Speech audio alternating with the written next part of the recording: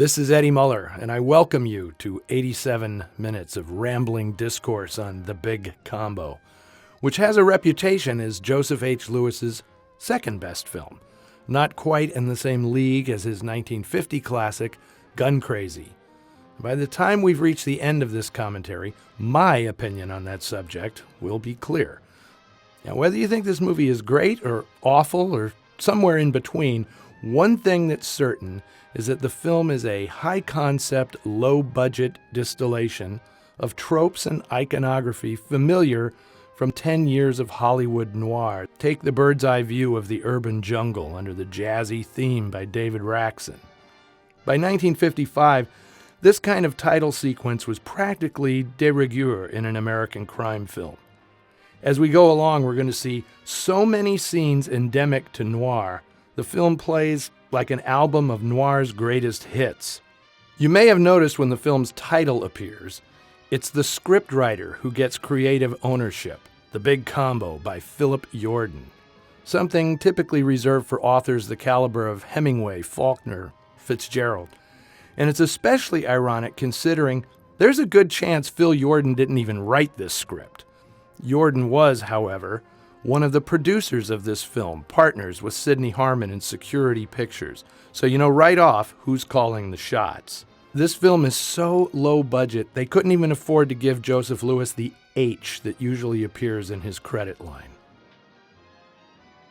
The real star of this show, in my opinion, is its cinematographer, John Alton. We're going to see him, if not at his absolute best, at his most concentrated, resourceful, and iconic, creating images worthy of Edward Hopper or Arthur Felig, a.k.a. Ouija. The picture gets off to a fast start with this terrific chase scene, which I suspect Alton had a hand in directing. The action swings through a series of perfectly composed nocturnal tableaux. Who is this beautiful woman, and why are these guys after her? Now, this is a strong opener, terrifically staged. But when Lee Van Cleef and Earl Holliman finally catch up to Gene Wallace, something happens that will recur time and again throughout the film. A transition from artful to awkward, as Alton's gorgeous composition suddenly give way to a static and uninteresting three-shot in what's obviously not an actual location, but a soundstage. And little is done to camouflage the difference. Clearly, Lewis and his crew were making this film on a short schedule and a threadbare budget. I'll be discussing the practical nature of this production in great detail as we go along. Despite the static framing, Alton lights the scene so Gene Wallace radiates an ethereal glow while the hoods are all shadowy menace. In fact, this is the way he's going to light Gene Wallace throughout the movie. I don't think she gets a single shadow on her face at any time.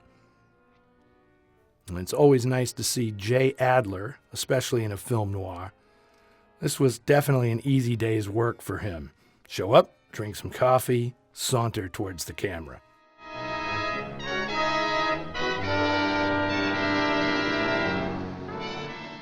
Robert Middleton was in the early days of his film career when he took this role as Captain Peterson, the boss of obsessive cop Leonard Diamond, played by the co-producer, Cornel Wilde. This long expository scene in Diamond's office is nicely photographed, but it has a few jarring edits that I think point to how short the production schedule was. Mostly it's done in one long take, a Joe Lewis specialty, except for a couple of inserted close-ups and one oddly mismatched two-shot. Now, this is the kind of scene in which Lewis, when he was working at Columbia, would have found interesting ways to move the camera into different angles and closer shots without resorting to any cuts. He's going to utilize this technique throughout the film, brilliantly at times, less so at other times. This film is a co-production of Security Pictures and Theodora Productions. Security was a partnership between Sidney Harmon and writer-producer Phil Yordan, while Theodora essentially was Cornel Wilde, who was just getting his feet wet as a producer. Sidney Harmon had long since established himself on Broadway. He was a member of the legendary Group Theater in New York. So seeing him pop up in Hollywood in the mid-50s at the helm of a cheap crime drama is a little surprising.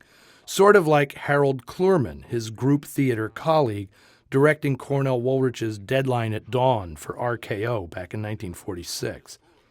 Harmon was also a writer, like Yordan.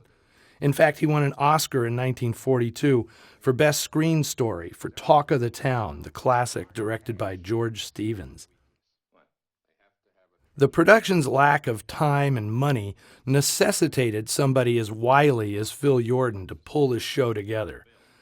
Now, Yordan is one of the most fascinating and mysterious characters of this Hollywood era, but a lot of suspicion swirls around his legacy. That's why I said at the top that it's debatable whether Yordan even wrote this film. It's been proven that in the 1950s, his modus operandi was to make splashy deals for screenwriting jobs and then utilize a stable of blacklisted writers to actually produce the work. Not to say Yordan couldn't write, he could, but he was much more of an operator, a guy who liked swinging deals more than he liked actually sitting down at a typewriter and doing the work.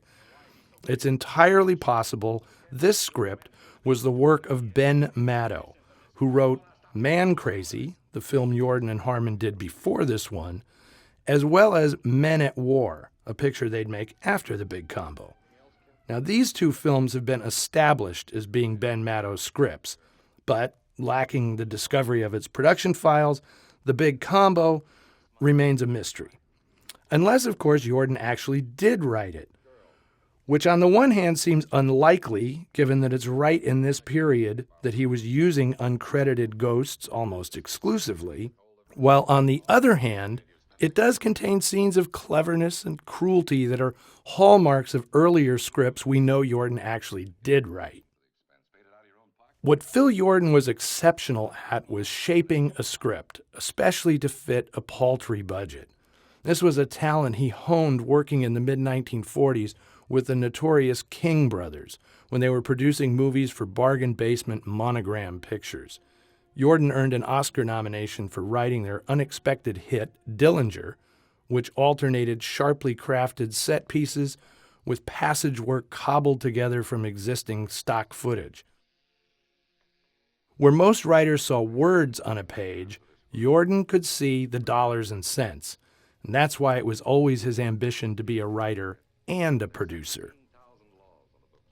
Toward the end of this scene, the script, whoever wrote it, gets to the essential thrust of the story, making Diamond's obsession with busting the gangster, Mr. Brown, into a personal battle over a woman. This hook is what gives the big combo a sort of elemental power and sets it apart from other organized crime exposés of the time. In this nightclub scene, we're back with the woman who's the focal point of the battle between the cop and the crook, Susan Lowell, played by Jean Wallace. Now, if you didn't catch on to the fact that she's the focal point, John Alton is going to remind you every time she appears on camera. She is literally a beacon of light. He photographs her in a way that makes her pale skin and blonde hair radiate. And this is further enhanced by the director's decision to always have her dressed in some shoulderless outfit, showing off as much of her alabaster skin as possible. And if you're wondering why it takes 2 torpedoes to keep this woman on a short leash, well, that's another subject that I'll be getting into in due time. It's playing a Beethoven cycle. Oh, I haven't the interest I once had in the piano, Mr. Audubon. Well, now I'm disappointed. You don't play anymore? The only thing I play now, Mr. Audubon, is stud poker. Jesus, how many times is she going to call Roy Gordon Mr. Audubon? She says it like 5 or 6 times in about half a minute.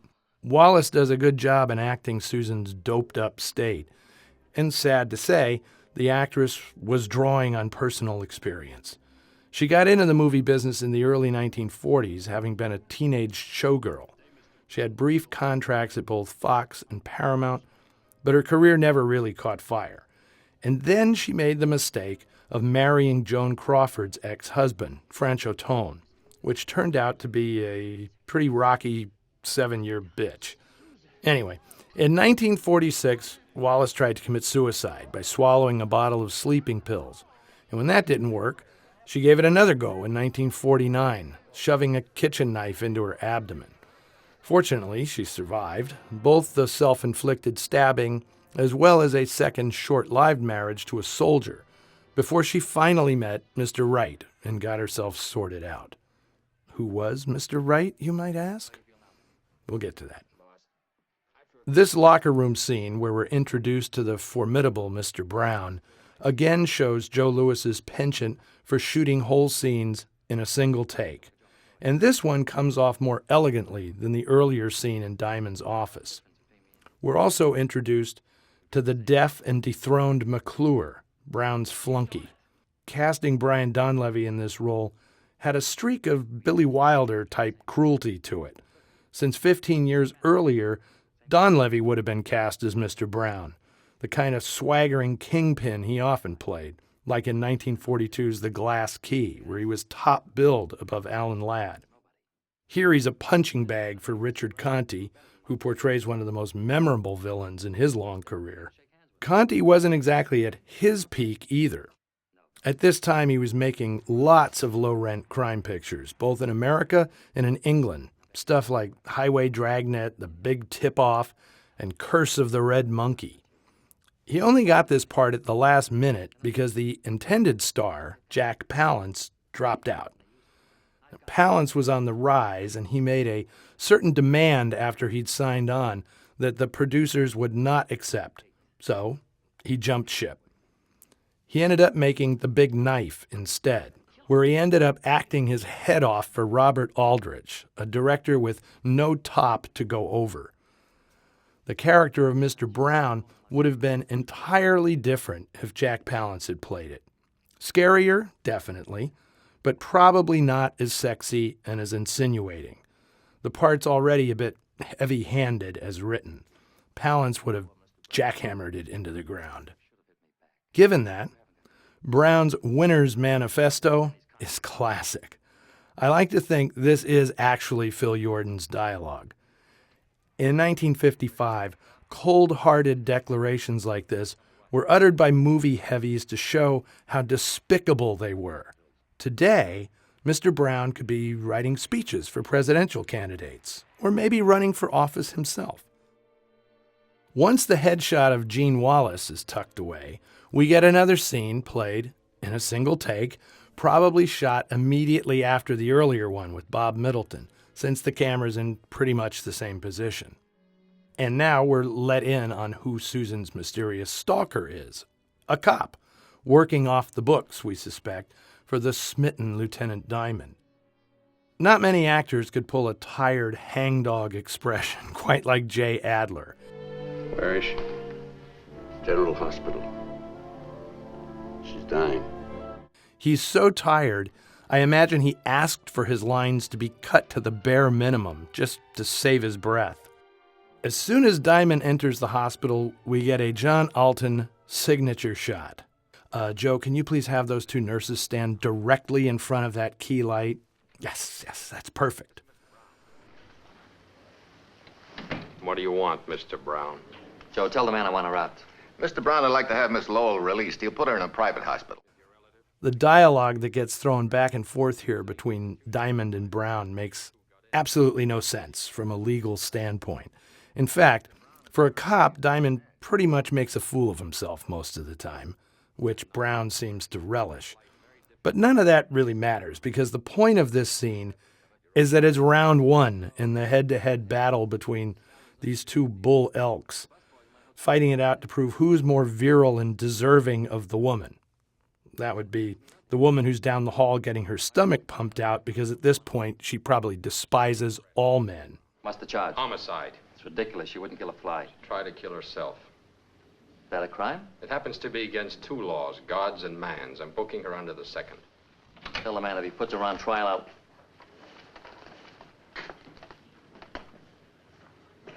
Dr. Herman, wanted in surgery. Dr. Herman, wanted in surgery. Alicia. Alicia. Susan. So Mr. Brown takes round one going away. Not even close. After all, he's got a deaf guy acting as his mouthpiece, and he gets all the best lines. Joe, tell the man I'm going to break him so fast he won't have time to change his pants. If you think you've seen this cop versus crook setup before, it's probably because you've seen Cry of the City, Robert Siodmak's great 1948 noir that had this exact same dynamic between crook and cop. In fact, if Martin Rome, the guy Richard Conte played in that film, had lived at the end of that movie, sorry if that was a spoiler, he'd have grown up and changed his name to Mr. Brown. There are scenes Conte has in that film with Victor Mature that are almost identical to scenes in this film. Despite his supposedly being smitten with Susan Lowell, this scene would seem to indicate that Diamond's true motivation is jealousy of Brown. Because here he's got Susan in his hands and he treats her horribly, unconscionably really. He's obviously more obsessed with finding something to bring down his rival than he is with her. If you'd get up and walk, you'd be a lot better off. And okay, despite what I said earlier, I confess, Alton does let a shadow cross Gene Wallace's face in this scene. But I'll bet if he had a little more time, he would have worked out a way to eliminate it. Earlier I'd mentioned that Gene Wallace finally found her Mr. Right. And yep, you guessed it, this is the guy. It's good. Why did you try to kill yourself? I don't know why. I can't remember. Please let me go to sleep. Were you jealous? Is that why? Was there another woman? Please, please. There was another woman, wasn't there? Just You let mentioned me her go name, to Alicia. sleep. Is that right? They met in 1951 while Cornel Wilde was still married to actress Patricia Knight. In 1949, she had co-starred with Wilde in a pretty good Douglas Sirk noir called Shockproof, written by Sam Fuller. I saw it Where'd you see it? On a letter? in his apartment. It was raining outside, and there was a mist on the window. Wilde had been something of a Svengali for Knight, wrangling her a contract at Fox and essentially forcing the studio to cast her in pictures. But the couple fell out, yes, after Wilde took up with Wallace, who in 1951 was not that far removed from the character she's playing here. I'm sure Cornel Wilde had no trouble relating to Lieutenant Diamond's savior complex, as his relationship with Wallace, at least in the beginning, had more than a little similarity to the characters in this movie.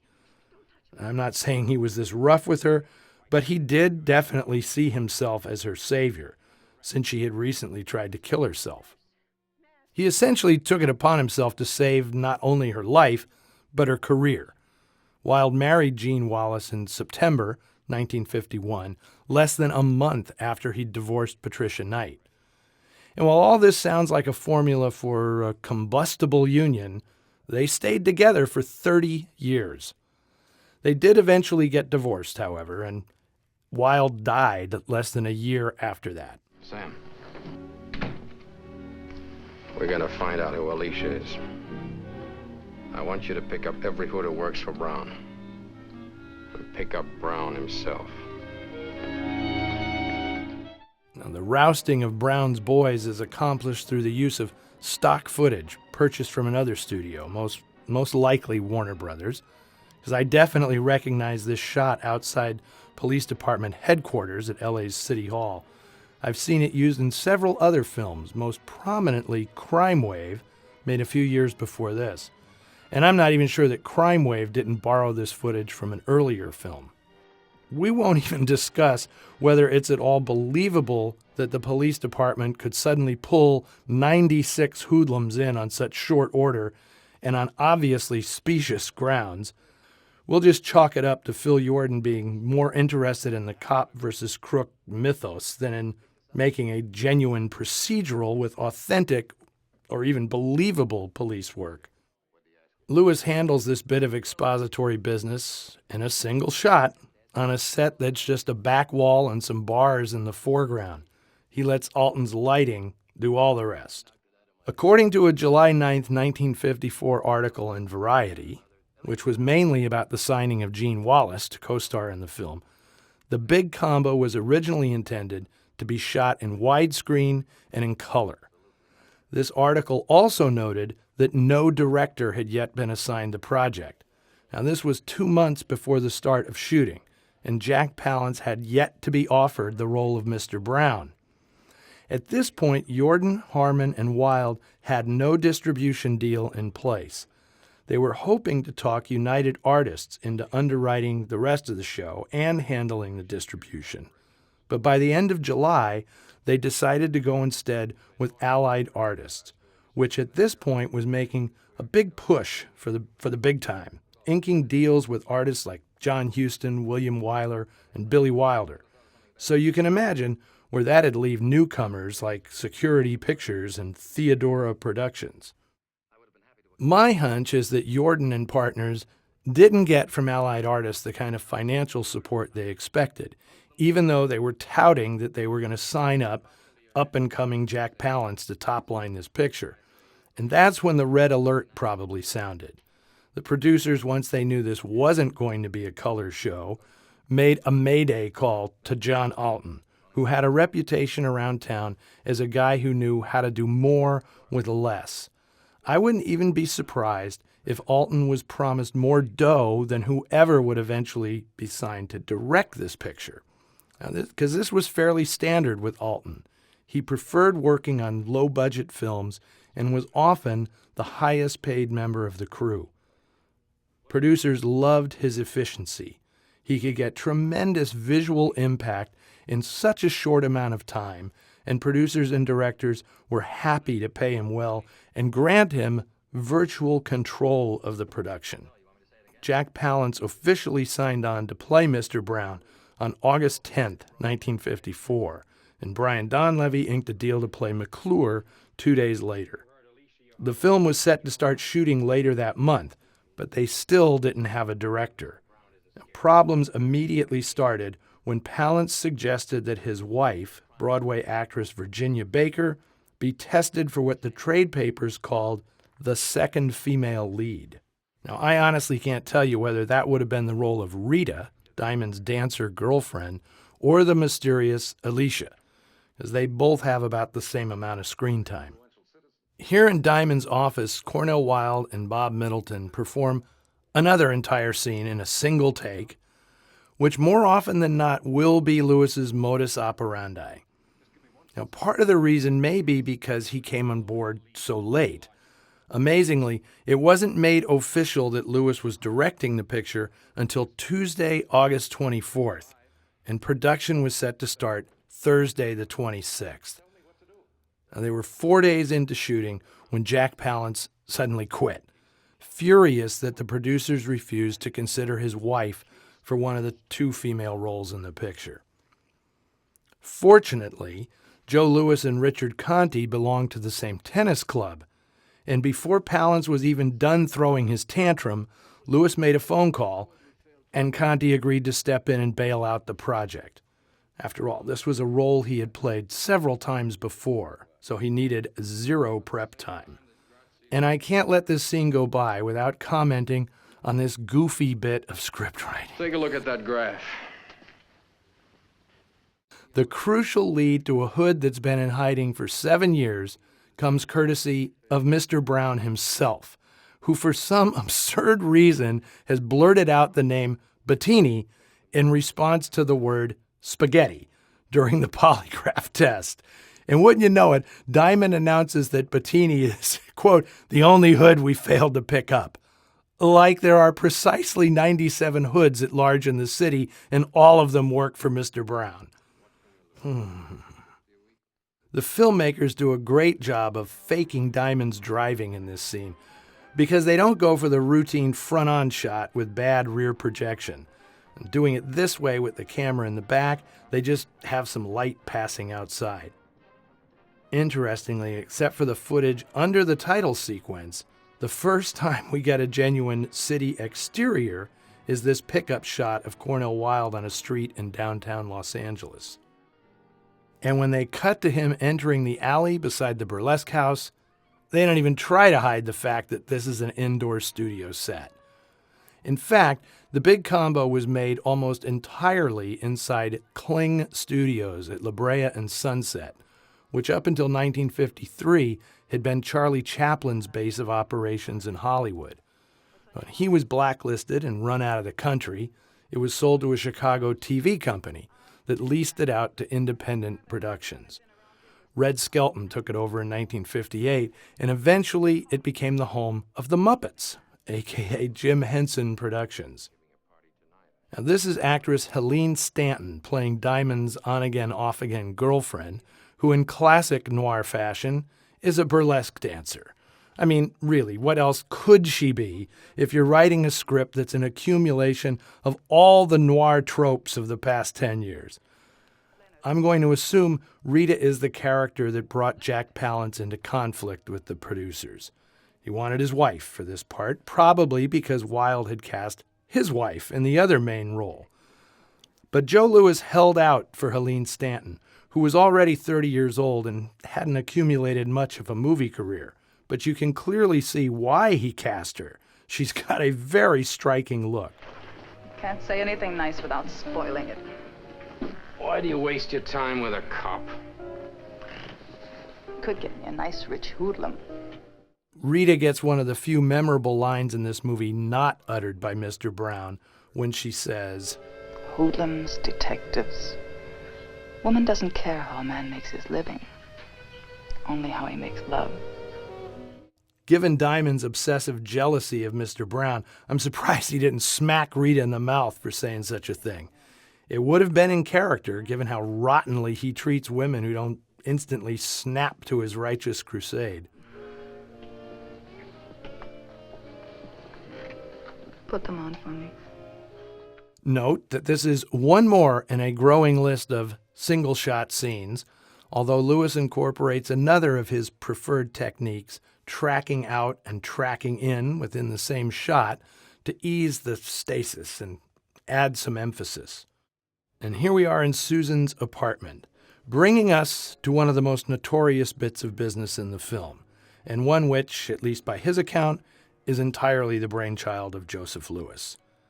Before I get into that, however, I do want to point out how differently this scene would have played with Jack Palance in the role of Mr. Brown. Now, there's a palpable tension in the give and take between Conti and Wallace that hints at something complex, perhaps even perverse, in their relationship. I don't think it would have been there with Palance, who'd have been too creepy and intimidating. Anyway, this scene apparently grew out of Louis asking Jean Wallace to explain her character's motivation. Namely, why would she stick with a guy like Brown? What was she getting out of it? And Wallace didn't really come up with a good answer, so Louis suggested she was doing it for the precise reason Rita mentioned in the previous scene. The guy did things to her sexually that left her helplessly in his thrall. Now, the way Louis related this to Peter Bogdanovich is that he made sure Cornel Wilde was someplace else when it came time to shoot this scene. Remember, Wilde was the producer, so he had a tendency to be on set even when he wasn't in a scene. And when it came to the end of this scene, which, need I say, is done as a single shot, Louis told Conti to lower himself to the floor behind Wallace and for her to, act like Hedy Lamarr in Ecstasy. And Louis, whose tales always have to be taken with a grain of salt, said he even voiced some off-camera ohs and ahs, which could be heard on the soundtrack, which is not true, of course. Well, he may have done it, but they would have been cut, because according to Louis, Wilde was furious at the way this scene was staged. He felt it was embarrassing to his wife, degrading, blah, blah, blah. I honestly don't know if any of this is true. If Wilde was so outraged, he could have just faded the scene out sooner. He had more power on this production than Joe Louis, remember. Louis also maintained that the scene ran afoul of the censors, who declared it filthy and unnatural.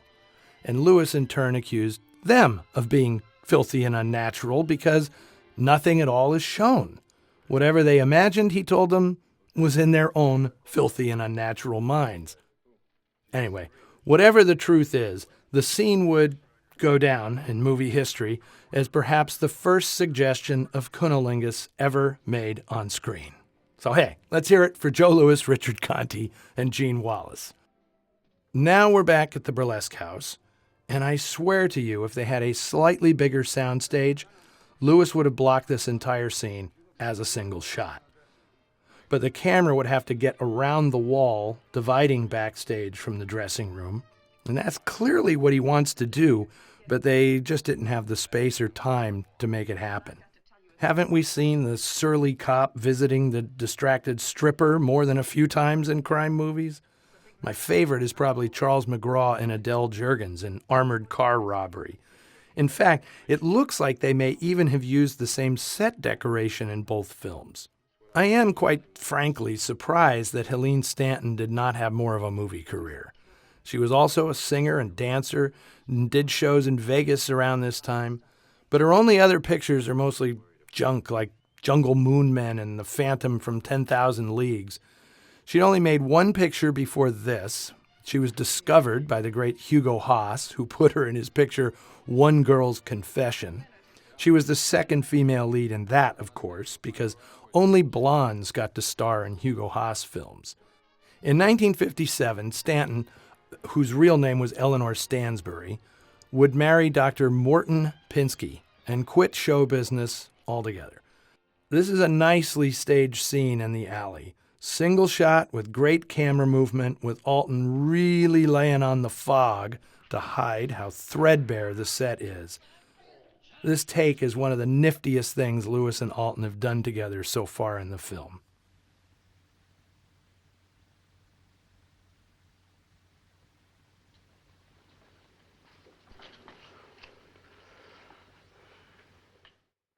Okay, the kidnapping of Lieutenant Diamond brings us to the next infamous scene in this movie, one that is central to its success. And I don't mean artistically, I mean financially. This prolonged torture scene, it is the longest scene in the movie up to this point, is practically the raison d'etre of this film. I say that because every review at the time of the film's release, from the Hollywood trade papers to the most far-flung critic out in the sticks, singled out this scene as the bellwether for whether or not a viewer would actually enjoy this movie. Critics who hated the film cited this sequence as unnecessarily gruesome, repulsive, sadistic, reprehensible. You get the idea. Critics more sympathetic to hard-boiled crime dramas tended to say things like, "It's red meat for the action crowd." Thanks, Fanny. But before we get into the guts of this scene, I have to point out, the first few times I saw this movie, I'd assumed Lee Van Cleef's character was named Fanny, since that's how both Earl Holliman and Brian Donlevy always pronounce it. It's only when Conte speaks the guy's name does he clearly say Fanty. I'm talking to you. Answer me. Why'd you pick me up? There he is, Mr. Brown. I was soft. Anyway, by now you've noticed that this is the first scene in a while not staged as a single shot. Louis and Alton take their time with this sequence and use all sorts of camera setups, lighting effects, and famously, sound effects. The result was strong stuff and way ahead of its time in terms of on-screen meanness and casual cruelty. Without much modification, this scene would fit right into Reservoir Dogs or Pulp Fiction or some other Quentin Tarantino film. We're going to give the lieutenant a little concert. How's that? Too loud, turn it down. Can you hear me, Lieutenant? Watching the big combo again reminded me of an interview I once read with director Anthony Mann, talking about how he'd honed his technique in the B-movie trenches, primarily at Republic Pictures. Mann said that when he got a script, he would immediately look through it to find the scenes that were attention-getting set pieces, the ones where he could really show off his chops as a director. He would put all of his energy, as well as the studio's time and money, into crafting these scenes because they were the ones that were going to get him noticed and advance his career. He knew executives at major studios didn't watch entire films. They just wanted to see samples of a director's strongest, most imaginative work. So Mann would go all out on those scenes, maybe 3 or 4 in each picture. Think of films like Railroaded and Desperate. And then he'd finish up all the stuff he considered passage work as simply and efficiently as possible.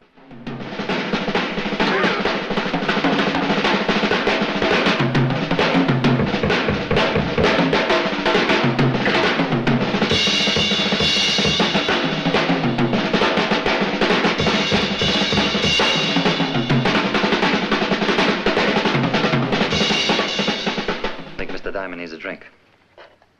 And I really think the same is true of the way Joseph Lewis, another veteran of the B-movie trenches, approached the making of this film. And I do want to point out, and this is no slight to Joe Lewis, that it was Phil Yordan, who the more I think about it probably did write this screenplay, that came up with the hearing aid gimmick. And it's clearly the work of the writer, since the hearing aid defines McClure's character and it's utilized in different ways throughout the movie. And if you have any doubt about Yordan's influence on this film's perverse streak, check out another movie he wrote called The Chase from 1946, which features this same kind of weird cruelty played out by sadistic sidekicks Steve Cochran and Peter Lorre. In The Chase, Cochran plays a Miami gangster named Eddie Roman, who might as well be the twin brother of Mr. Brown. They are virtually the same character. Look at that drunken cop. Isn't that a shame? Scenes like this one, where the bad guys drop the deputy on the sheriff's doorstep, always remind me of how cops and robbers' stories are all pretty much the same regardless of the period in which they're set. This script could easily be adapted as a Western, and I can see him tossing Diamond out of the back of a buckboard in front of the town jail. It makes me wonder if the inspiration for this film wasn't The Big Heat, which was a huge hit for Columbia a couple of years earlier, and is another modern-dress cops and robbers saga that, at heart, plays exactly like a Western. Well, Bob Middleton gets all the heavy lifting in this scene, given the thankless task of pacing around espousing a bunch of crucial expository information. I'd like to start by picking up Brown and Company. No, you can't. They outsmarted you. Take a look in the mirror. There's not a mark on you. You were drunk. You came here on your own. That's the defense. And it's airtight, Leonard. That's why Brown delivered you here. Now, to me, this is the test of a good character actor. Expressing emotion is easy for actors, but give a guy a page of script that's nothing but plot explication and tell them to make it realistic and believable, that's acting. Check out Jeff Corey's deathbed scene in The Killers, where he expires while explaining the whole plot of the movie, and it's actually compelling. So Bob Middleton earned his paycheck with this scene, which I probably don't even need to add at this point, is enacted in one take before a single camera setup, greatly enhanced by John Alton's moody but practical lighting scheme. And I hate to tell the lieutenant this, but sponging his ear with hot water will not stop the ringing in his head. I'm not sure where he got this advice. Rita probably could have helped him out with this, but Captain Peterson here is no help at all. Now, here's another iconic image from Los Angeles noir, an LA Gas Company tank. This is the one at Santa Monica Boulevard and Formosa Street, which you can see in films like T-Men and Cry Danger, among many others. This one was only a few blocks from Kling Studios, where the bulk of this film was shot. Of course, this scene has to start tight on some spaghetti, since that's the lone clue that has led Diamond to this guy. Remember Conti blurting out Bettini in response to spaghetti during his polygraph. And how about 2 seconds after that last scene ends, Diamond just walks right into this guy's hideout, where he's been hiding for the last 7 years to avoid Brown's killers. I mean, how in the hell did he just find this guy out of the blue? I'm putting aside my quibbles with the logic that brought us to this scene. We do get to see in action one of my favorite film noir character actors. They shot some white paint into his hair to try to make Ted DeCorsia look older than his 50 years, and for once he's playing a character who's tired and frail, since his specialty was typically burly, intimidating greaseballs. DeCorsia had a fantastic gravelly voice, which was used to great effect on the radio before Orson Welles capitalized on his visual potential, casting him as the sleazy and ill-fated Sidney Broom in Lady from Shanghai, which was DeCorsia's first film. There is no doubt this scene was filmed as a single shot, essentially a little 6-minute one-act play, and I'm sure DeCorsia appreciated the chance to do it as a single take. But in post-production, somebody, probably Cornel Wilde, got the idea that the scene should be enhanced by cutting in a couple of close-ups of Lieutenant Diamond. And these would have worked better if there was even the slightest attention paid to making sure they matched the master shot. As it is, there is a significant difference in the lighting between the full shot and those inserts. Now, according to some trade paper reports, the producers went back to shoot additional footage almost a month and a half after shooting had wrapped. And I'm wondering if the close-ups of Wilde weren't pickups specifically intended to break up Lewis's reliance on single-take master shots.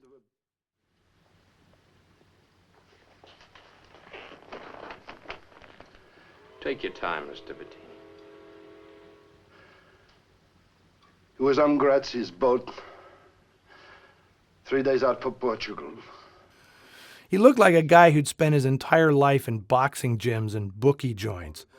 But that was certainly not his lot in life. He'd been an actor since childhood, having started in vaudeville. But in 1948, when Jules Dassin cast him as the thuggish Willie Garza in The Naked City, DeCorsia's screen persona was pretty much set in stone. Aside from playing a judge in A Place in the Sun, I don't think I've ever seen him play anything other than a menacing heavy. Well, except for this picture, where he's a one-time menacing heavy gone to seed. What happened to him? How do you know? I know Brown. I know Brown, too. That's no evidence. Then there was the ship's anchor. What about it? We stopped at the Azores. The skipper went ashore and got another one. You think she was murdered, then tied to the ship's anchor and dropped into the sea? I don't know which came first. I jumped ship at the moment we landed.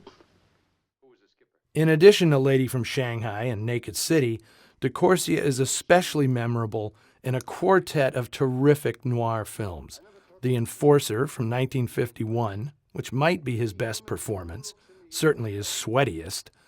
Coincidentally, in that film, he plays, in a very different manner, essentially the same guy he is here, a scared gangster being strong-armed into testifying against his former boss. So this wasn't a big casting stretch.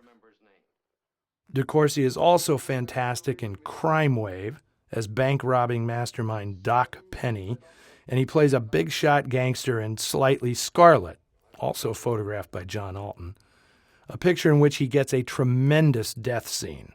I'll say no more about that. Just watch it. Maybe best of all is, of course, Stanley Kubrick's The Killing, where he plays corrupt cop Randy Kennan, one of the crucial links in that brilliantly staged racetrack robbery. I got them all on me. Except this.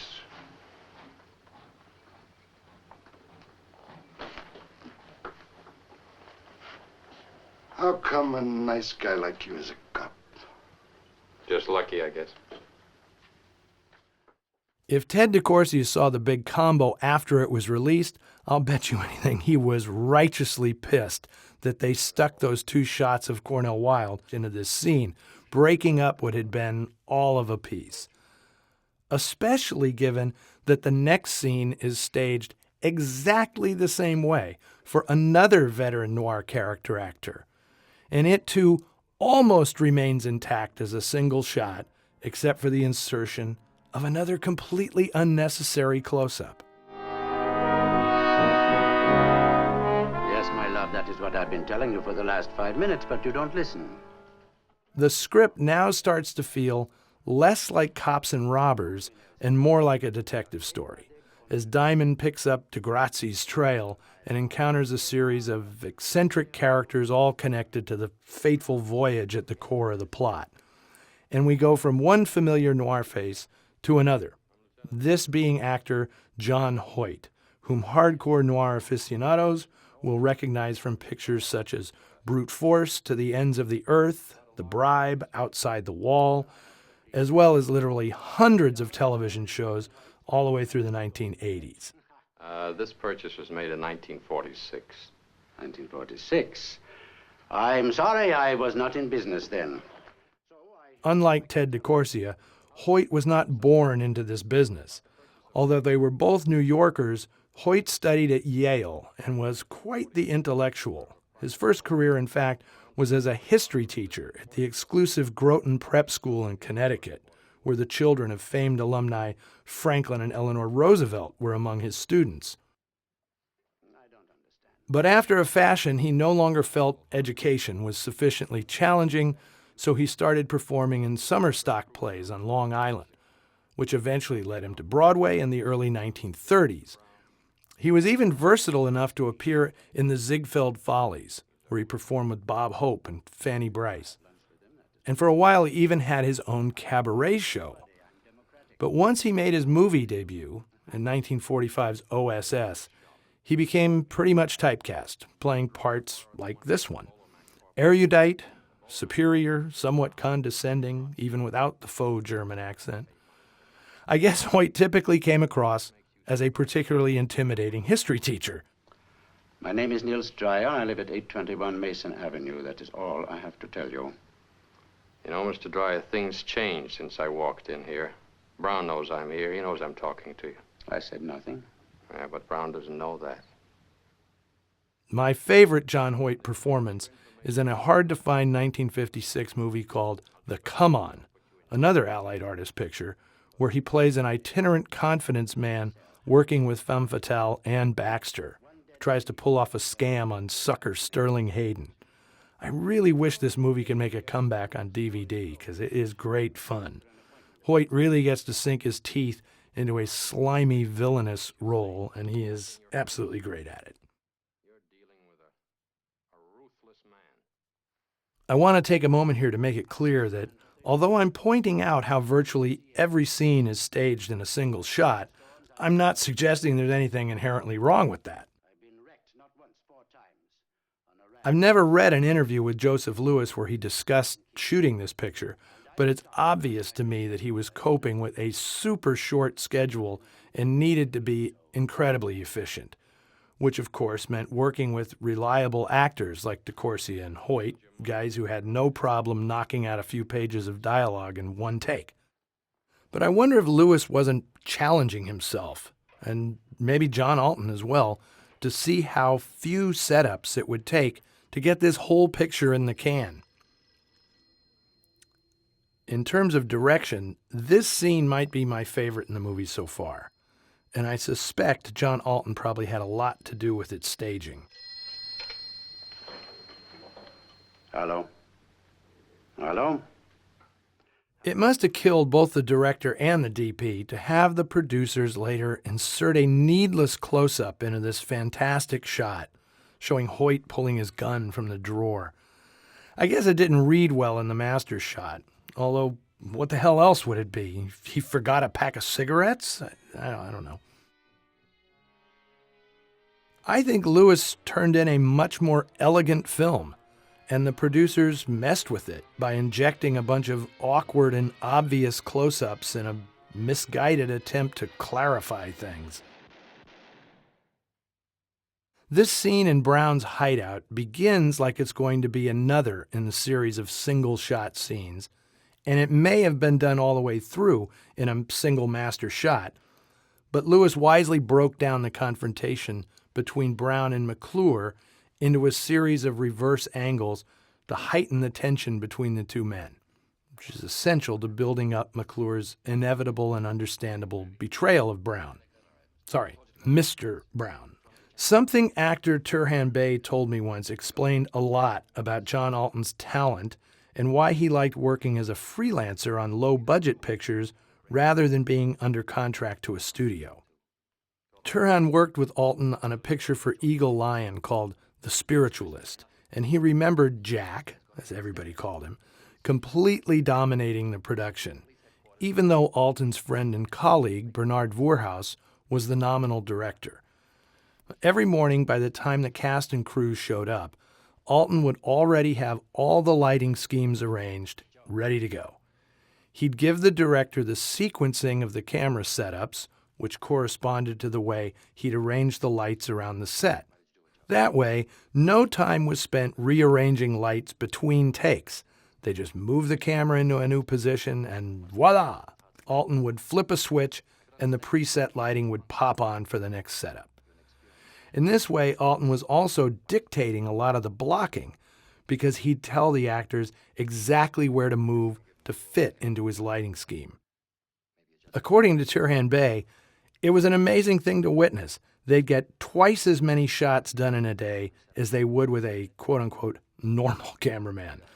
This explains why Alton commanded top dollar on low-budget productions, because he ensured that everything was done efficiently, that the low budget would be hidden in his shadows, and that no money was wasted in idle time. And of course, the finished picture looked more interesting and evocative than the work of most other DPs. I know this picture was shot quickly and efficiently because there was reportedly a rough cut ready to be scored by David Raxon as early as the first week in October, which means production lasted only a few weeks. But an item in Variety, dated November 9th, 1954, indicated that the producers were going back to film more scenes with Cornel Wilde, who by that time had already moved on to another production at Fox, The Scarlet Coat. My hunch is that some of this extra footage consisted of those close-ups they used to break up a lot of the single-shot scenes, and perhaps some of it was an attempt to bring more life to Wilde's performance, because in static medium shots of the two actors, Wilde consistently gets blown off the screen by Conti. It's interesting that this simple little scene in the bank vault, which is only about 30 seconds long, is comprised of more separate shots than either scene with Ted DeCorsia or John Hoyt. At least the way Lewis intended those scenes to play without the cut-ins. Dry was a very meticulous man. He kept a complete record of everything in his shop. Now we come to round 3 in the knockdown drag-out bout between Lieutenant Diamond and Mr. Brown, which will again be won decisively by the smarmy heel, who's always one step ahead of this beleaguered Flatfoot. This is a terrific scene, with Yordan giving Brown all the choice dialogue and Lewis composing it almost exactly as he did the initial meeting of Brown and Diamond in the hospital, with Conti insouciantly commanding the foreground while Wilde stands sort of haplessly behind him. And like that previous scene, it's blocked so that Brown barely even looks at Diamond, as if he can't be bothered to address this loser directly. And of course, Conti is terrific. He seems to be having a ball with this role. He carries this film, in my opinion. And you can see why 17 years later, he was the leading candidate for the role of Vito Corleone, until they gave Marlon Brando an offer he couldn't refuse to make The Godfather. You will recall that Conti ended up playing Don Corleone's rival, Barzini. And here, like the previous scene between Conti and Donlevy, Lewis breaks up the single take with an emphatic close-up of Wilde. It's brief, but it's the best shot of him so far in the film. And a gun under your arm. I want the big gun for a girl you can't have. First is first and second is nobody. Yeah, the DA is out. I have his assistant. Here we get another example of John Alton's value to a production. Now, the script called for a scene in a concert hall, but obviously the producers had no intention of renting one, even if they could afford it. Instead, they construct a rudimentary balcony on a raised platform, drape the entire set in black velvet to absorb the light, stick a grand piano in the foreground, and have Jacob Gimple work the ivories. Jacob Gimple was one of the go-to guys in Hollywood for piano solos, which he provided for probably a couple of dozen movies, mostly in the 1950s. There's something odd about the way Lewis directs this simple scene between Wallace and Wilde. Instead of composing it as a simple two-shot, he breaks entirely with what he's been doing up to this point and constructs the scene as a series of oddly disconnected close-ups, which really heightens the distance between the two characters, who literally are only inches apart. It's kind of awkwardly disjointed, but it's also effective in expressing the weird dynamic between these two characters. Now, I want to take a moment to mention one of the more intriguing films on Jean Wallace's resume. In 1950, she was cast by director Pierre Chanel to star in the film adaptation of Richard Wright's landmark novel, Native Son. The story was too controversial to be made in the United States, so Buenos Aires substituted for Chicago, and after actor Canada Lee had to drop out, Wright ended up playing the role of Bigger Thomas himself. A lot of Hollywood actresses were considered for the role of Mary Dalton, the rich dilettante Bigger accidentally kills, but frankly, none of them had the guts that Wallace displayed by agreeing to participate in a production so controversial for its racial and political commentary. I'm sure at the time Wallace's miserable personal life was a factor in her deciding to escape to Argentina for a while, but whatever the case, her performance in Native Son is one of the best I've ever seen from her. She's bright, lively, and focused. Yet, sadly, not long after she returned from Argentina, she attempted suicide a second time. There's a lot of mystery surrounding her life at that point, but there is no mystery after she hooked up with Cornel Wilde. She never made another picture in which he wasn't the star. Now, before this, in 1954, they made Star of India together, and after the big combo, they'd co-star in Storm Fear, The Devil's Hairpin, Maracaibo, The Sword of Lancelot, Beach Red, and No Blade of Grass. All of these made, in all or part, by Wilde's Theodora Productions. Now, there were a lot of years between those last three films, and Wallace never made another picture after 1970. She divorced Wilde in 1980 and lived the last 10 years of her life in Doris Day, Tippi Hedren style, preferring the company of animals to that of men.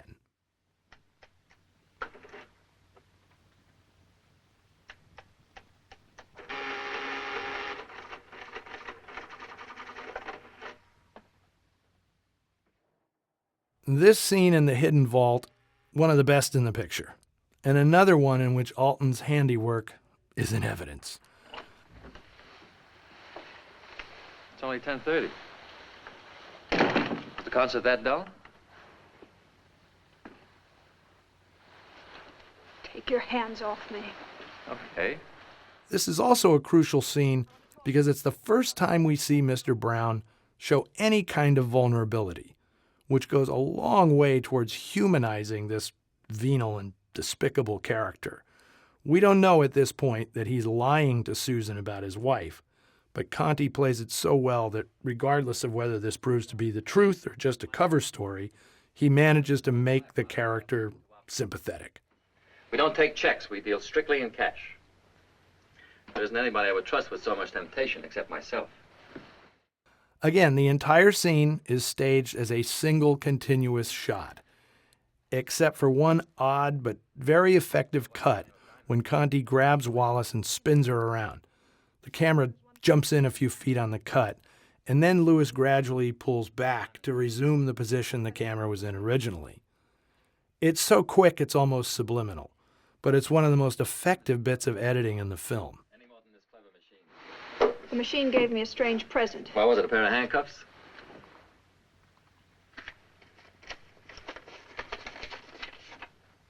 I want to meet her. I want to meet your wife, Mr. Brown. You can't. Why? Because she's dead? No, she's alive. She's living in Sicily in Grazi's house.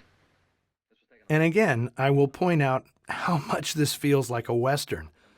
By the mid-1950s, on-screen crime exposés were obsessed with showing how the mob worked like a well-oiled corporate organization.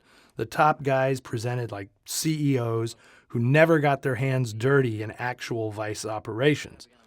Now, by contrast, here we have a guy literally counting his money himself with an old-school Tommy gun displayed amidst this arsenal. I'm surprised he didn't have a couple of horses tied up in there and some branding irons to use on the stolen cattle. The combination that's supposed to be some citywide syndicate really feels like a small band of outlaws robbing stagecoaches. This short scene with Helene Stanton, another single shot lasting about 25 seconds, doesn't seem like much, but it's actually a bit racy for its time. A desk clerk handing over to a stripper the keys to a cop's apartment is precisely the kind of thing the production code office would have flagged 10 years earlier. Say goodbye to Miss Stanton. This sadly is the last we'll be seeing of lovely Rita. Lee Van Cleef is way more handsome in this film than he was in other similar roles like Kansas City Confidential, where director Phil Carlson made him look as grotesque as his bad guy cronies, Neville Brand and Jack Elam. Alton's lighting brings out both the strength and the refinement in his features. And here's where we get the first clue that something's up with our buddy-buddy button men. These guys are a little closer than your average movie hitmen, whom I don't suppose make a habit of bunking together. Although what do I really know about the personal lives of hired killers?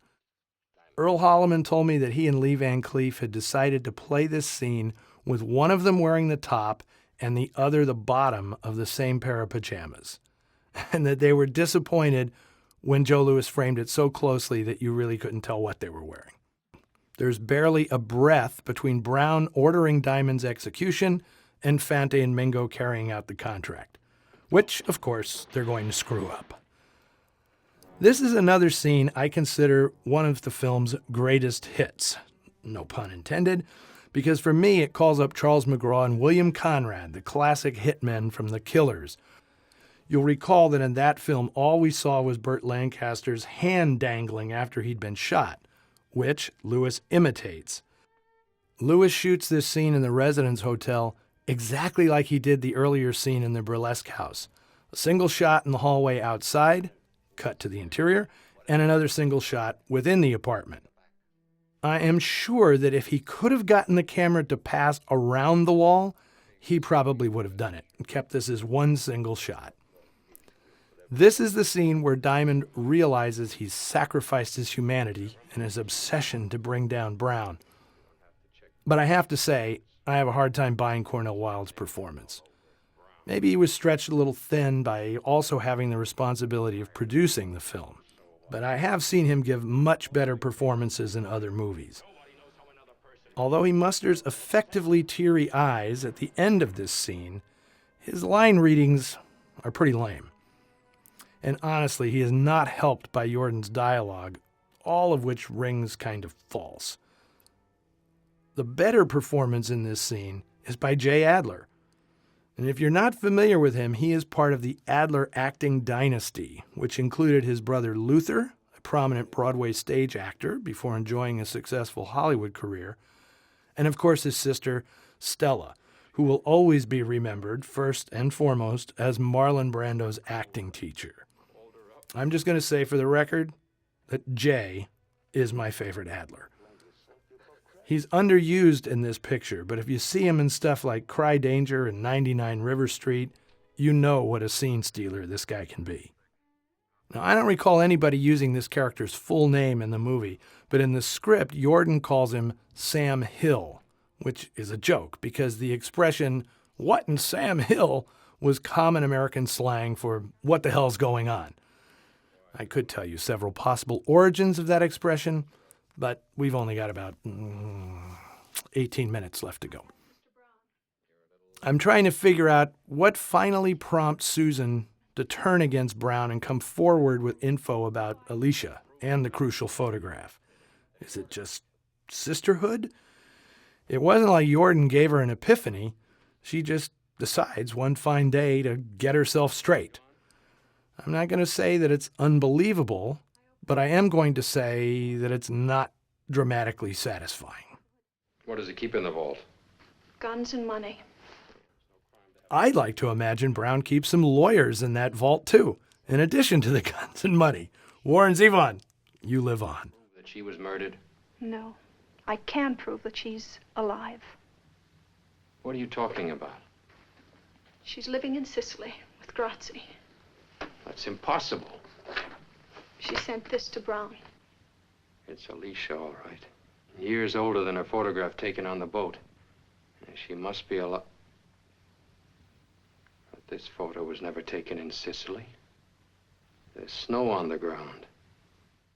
Watching this scene of incredible forensic police work, I have to question any use of the word intelligence, despite the way Lieutenant Diamond keeps tossing it around, especially since it has required so much sloppy work by various law enforcement agencies all along the way to make this backstory even remotely plausible. Seriously, don't think too hard about this plot making any sense. I can't quite accept this notion that Mr. Brown would keep photographic mementos of Alicia, considering that it would obviously disprove his ruse about her being in Sicily.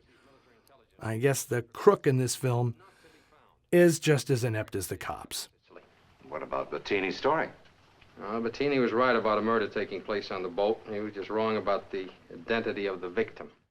Okay, I was just looking up Robert Middleton's credits and was surprised to see that this was only his second feature. He'd already had a long career in radio, which makes sense, considering he'd studied at a music conservatory and had a good singing voice.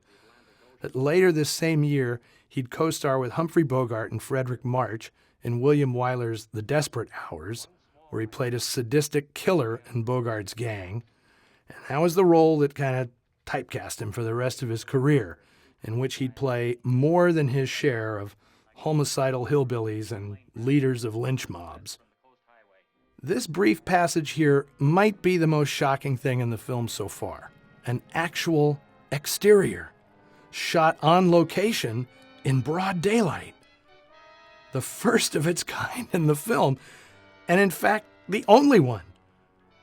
And it, of course, leads directly into a scene filmed on a soundstage in, yes, you guessed it, another single take, staged as a simple two-shot. This was the first time actress Helen Walker had been on screen in more than 2 years, and I think it was very courageous and compassionate of the producers to cast her in this role. Walker had serious problems with alcohol most of her adult life. She was only 35 years old when she made this picture, and frankly, she looks older. The booze was starting to fray her seams. To be honest, I really don't think she would have been cast in this film were it not for the support of the main actors. She and Cornel Wilde were stablemates at 20th Century Fox in the 1940s, and one of the first films she made was a horse racing picture called Home Stretch, in which she co-starred with Wilde. Right after that, she made Call Northside 777, in which Richard Conte had one of his rare sympathetic roles. The following year, 1949, she gave a fantastic performance as the wicked wife of Brian Donlevy in a trim little noir called Impact. So she'd previously worked with all her big combo co-stars, and I can't help but think that that had everything to do with her being cast. It's really amazing to consider the start Walker had in Hollywood, where she arrived in 1942 at only 22 years of age. Through a stroke of good fortune, she got a job as Dorothy McGuire's understudy in the Broadway production Claudia, although she never actually got a chance to appear in it. But writer Samson Rafelson took a shine to her and gave her a featured role in his stage play, Jason, which earned her great notices and interest from Paramount. And she was only in that show for 4 months before she quit and headed to Hollywood to sign a studio contract. The sky seemed the limit, at least until Walker, who had a reputation as a free-spirited, fun-loving gal, gave a ride to some hitchhikers on the way back to Los Angeles from Palm Springs on New Year's Eve 1946. Something happened and she lost control of the car, and in the ensuing crash, one of the passengers, Private First Class Robert E. Lee, was killed. Walker faced manslaughter charges, which were eventually dismissed. And then one of the hitchhikers later brought a civil suit against her. And even though she was eventually exonerated of all charges, the whole thing cast a pall over her meteoric rise, and according to many sources, this is what led to her alcoholism. This might as well be John Alton signing this film, as this is a trademark Alton scene, all the action revolving around great lighting effects emanating from practical sources, in this case a simple table lamp. This is precisely what I meant about Alton, in essence, directing scenes based on his lighting. The way this scene is lit dictates where the actors move to hit their marks. And just for good measure, Alton ups the noir quotient by throwing in some Venetian blind shadows in the background. And if you're keeping score, there are 2 camera setups in this scene. I'm going to keep bringing this up because I've done well over 30 audio commentaries, but I have never done one for a film that has so few shots. I'm tempted to go back and count them all up. I wouldn't be surprised if there aren't more minutes in this film than there are camera setups, which is almost unheard of. I'm going to leave it to some enterprising aficionado to determine if I'm talking out my hat or if I am actually close to being on target. Earlier in the film, Alton conjured a concert hall out of nothing, and now, using even less, he creates a general aviation airport, which will be crucial to 2 big scenes in the last act. When Peter Bogdanovich interviewed Joe Louis, the director gave a lot of credit to Alton, not just for his visual sense, but for his ability to save the company so much time and money. They were actually planning to go out to Santa Monica or Long Beach or someplace to shoot at an actual airport, but Alton told them to skip it. He could do it on the soundstage using nothing but black velvet, a fog machine, and a single rotating light to simulate the control tower. That's it. There is virtually nothing else in this scene to even remotely suggest an airport. Now, I'm not sure what this contraption is in the background by the corrugated tin wall, but I want to think this was a little in-joke pertaining to the director's nickname, Wagon Wheel Joe. He got that moniker when he was shooting low-budget westerns in the 1940s, because his fallback for any boring composition was to stick a wagon wheel in front of the camera to make the image more interesting, to give it more depth. McClure's murder is one of the scenes in this film always cited as evidence of Lewis's creativity. But I have to play devil's advocate here and suggest this was in the script all along. It's almost as if this scene is the reason McClure wears a hearing aid in the first place. Just for this stylistic flourish when Mr. Brown pulls it out as a weirdly merciful gesture, before having the guy machine gunned to death. If I'm wrong about that, I apologize, Joe. But when I was researching my book, Gun Crazy, The Origin of American Outlaw Cinema, I read every interview I could find with Joe Louis. And like virtually every director, he claimed to have invented all the most memorable moments in his films. Now, that's understandable with Gun Crazy, since it was clearly the best film he ever made and the one he was most proud of. But after digging up 5 drafts of that screenplay, written either by McKinley Cantor or Dalton Trumbo, before Louis ever came on the project, I can attest that a lot of the stuff Louis took credit for is explicitly stated in the screenplay. He did a tremendous job realizing those ideas, but he did not come up with those ideas himself. One of the great disservices of the auteur theory is that it's led to virtually everything being credited to the director. I mean, cinephiles refer to this as Joseph H. Lewis's The Big Combo, even though it clearly reads on the main title, The Big Combo by Philip Yordan. And as I have pointed out repeatedly, John Alton has as much, if not more, creative input on the style of this film than did Joe Lewis. I'd even argue that Cornel Wilde, making his first film as a producer, had as much influence on the finished film, for better or worse, than did Joe Lewis. And I would assert that next to Alton, the most valuable contributor to this movie is Richard Conte, who is largely responsible for embodying the cruel energy that gives The Big Combo its snap, crackle, and pop.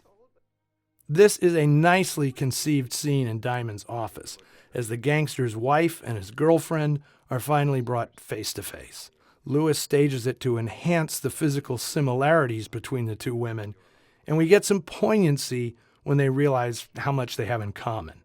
Of course, the point is belabored by having Diamond throw this observation right in the women's faces, and the audience's. You saw him do it, didn't you? I never said I did. I don't know about you, but I'm getting really tired of Diamond's one-note hectoring style. Of course, this is part of the yin-yang subversion that Yordan intended.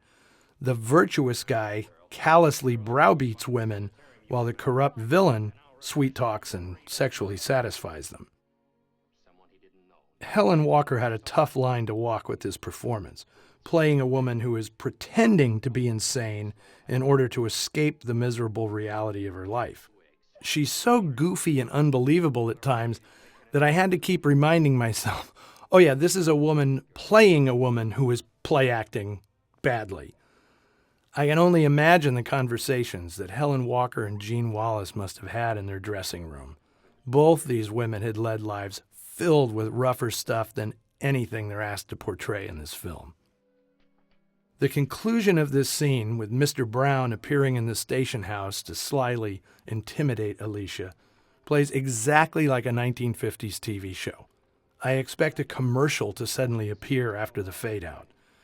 In some ways, Joe Lewis may have been instinctively preparing himself for the next stage of his career, which would be in television. In the 2 years following this film, he'd make 4 more low-budget movies, including his final feature, the terrific Terror in a Texas Town, before finishing his career directing 8 years of episodic television on shows like Gunsmoke, The Rifleman, and The Big Valley. Okay, we're about 6 scenes from the end of this movie, and things are really starting to move fast. Almost too fast. My hunch is that there were scenes cut out of this film, which may be why it feels sort of ramshackle in its final stage. I know that both Philip Van Zandt and Whit Bissell, familiar character actors, were on the original cast list for this film, but they appear nowhere in it. You're going to notice that the next few scenes all end with a character walk-on included solely for the purpose of advancing the plot. In fact, delivering lines like this is the entire reason that Jay Adler's character is in this film. To walk on at the end of a scene and tell Lieutenant Diamond what's just happened in a scene that they didn't have the budget to shoot. Okay, now we get to one of my favorite moments in the film. The relationship between Fanti and Mingo becomes a little more obvious in this scene. I once had Earl Holliman as a guest at one of my film festivals, not for this movie, but for another one he did the same year, I Died 1,000 Times. And at one point we got around to discussing The Big Combo and how unusual it was for the era to have gay crooks in a film. He was a little taken aback when I pointed this out. "You saw that?" He kept asking, not because it wasn't in there, of course, but because the filmmakers never imagined that the public would catch it. It was just an inside joke they stuck in the film. Of course, this scene couldn't be much more blatant, at least to a modern audience, in depicting these guys as queer. My favorite bit, Holliman grumbling that he can't swallow no more salami. Then there's his desperate clutching of Fanti's arm when he says, "Let's go away together." And Van Cleef's crack about how the cops will be looking for us in every closet. But this stuff is actually nothing compared to the gay stuff in Lewis's previous film, Cry of the Hunted, which isn't nearly as well known. Check that film out if you want to see some outrageously suggestive homosexual subtext between Barry Sullivan and Vittorio Gassman. That one's even got male mud wrestling and a homoerotic dream sequence featuring fire-spouting phallic symbols. Clearly, some graduate student needs to write a thesis on homosexual undercurrents in the cinema of Joseph H. Lewis. At the risk of having Phil Yordan come back from the dead and hunt me down, I have to nitpick the way he chose to dispose of Fanti and Mingo. It's been established that they are in an underground hideout in a building owned by Mr. Brown, so why would Mr. Brown use explosives to get rid of these guys, potentially ruining his investment, instead of just shooting them both when he had the drop on them? I get that Mr. Brown never likes to do the dirty work himself, but really, a bomb? Here comes the waiter, walking on to provide the next bit of exposition required to move the story ahead. You always know the gangster in a movie because no matter what expensive meal they order, they must eat it in the most arrogant and uncouth manner. Diamond had earlier been outraged by Mr. Brown eating bacon and eggs after ordering a killing. I can only imagine how he'd feel if he saw Brown devouring lobster and a second bottle of wine. Our hangdog pal, poor Sam Hill, meets an ignominious end here. I'm assuming from the way this scene is staged, with no dramatic reveal of Mr. Brown as the lift doors open, that Richard Conte was not available to shoot this scene. I suspect this is a stand-in lunging into the lift and grabbing Gene Wallace. Given that we've now seen that Mr. Brown is capable of gunning someone down, I ask again, why didn't he just get rid of Fanti and Mingo that way? As fast as the action is heading towards a finale, the response of medical professionals in this film is alarmingly slow. Now, the waiter told Mr. Brown a while ago that Mingo was still alive. In the interim, Mr. Brown has had enough time to kill Sam Hill and kidnap Susan Lowell, and yet here we find Mingo still alive, who knows how many hours later, and still lying amid the smoking rubble of a secret hideout the police had no trouble finding. Actors love nothing more than a dramatic deathbed scene, and Earl Holliman makes the most of this one. It's remarkable that the script spells out his love for his dead buddy Fanti, using it as the leverage that gets him to finally finger Mr. Brown. Now, lest anyone think we're imagining all this gay stuff. Come on, you can't get any more explicit than this. What's interesting is even the cop knows these guys were gay. Earl Holliman is around 88 years old now, and he was working in movies and TV up until about 17 years ago. In America, he's most well known for having played Angie Dickinson's partner in the 1970s series Policewoman. And he has always been a very well-liked guy in Hollywood, one of those old-school conservative guys who never let it be known that he was gay. I say, don't worry about it so much, Earl. Not a big deal. I realize that several minutes have passed since I last pointed out that virtually every scene in the third act is staged in a single shot. And this one of Helen Walker in her hospital bed is no exception. Sadly, this scene would end up being Helen Walker's Hollywood swan song. She never made another picture after the big combo. She did one local theater production and a tiny amount of television in the late 50s, but for all intents and purposes, she vanished by the dawn of the 1960s. And when she died in 1968, the cause of death was announced as cancer, but by all accounts, she would have drunk herself to death anyway. There are innumerable tragic stories like this in Hollywood, but something about Helen Walker strikes me as especially sad. I hope people realize that my critical observations about this film aren't meant to be a knock on Joe Lewis as a director. This was a job. He took it on short notice, and he did the best he could with it, given the obvious budgetary constraints. I just have a vested interest in trying to counterbalance a lot of sycophantic scholarship that for decades has swirled around the auteur theory. According to some of this stuff, Joe Lewis was a great unheralded artistic genius. Well, to me, he was a better-than-average director who rarely got scripts good enough to show off what he was really capable of. He quit the business because his wife was afraid he was going to have a heart attack, which I take to mean he felt his talent was misused and that he was superior to the material he was paid to direct. So he decided to get out before his heart exploded. Well, we've reached the final scene, a return to John Alton's makeshift airport. It's easy to imagine what this scene was like in the original script, and I will bet you dollars to donuts it included an idling airplane waiting to whisk the villain and his captive away from the cops that are closing in. I mean, the airport getaway was a pretty common trope, right? Instead, Conti is given a line complaining about the pilot not showing up on time, which explains why there is no airplane in a scene that clearly calls for one. But none of this is really a problem, because the scene provides John Alton with another signature moment in which the victim, Susan Lowell, gets to turn the tables on Mr. Brown by literally using single-source lighting, a John Alton specialty, as the weapon that brings him down. Now, I like to imagine that this was actually Alton's idea.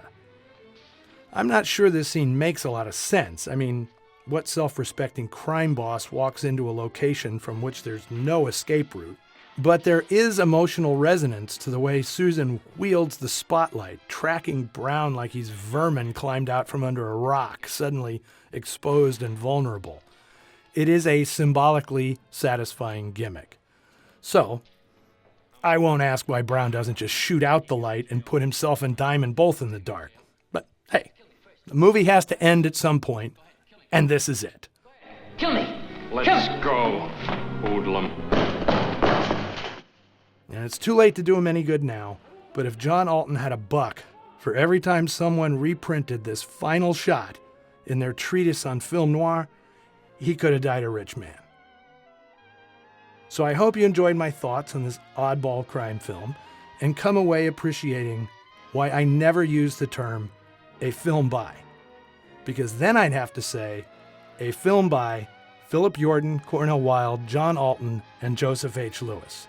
And that would never fit on a single title card. This is Eddie Muller signing off, hoping that we all live long enough to die in bed.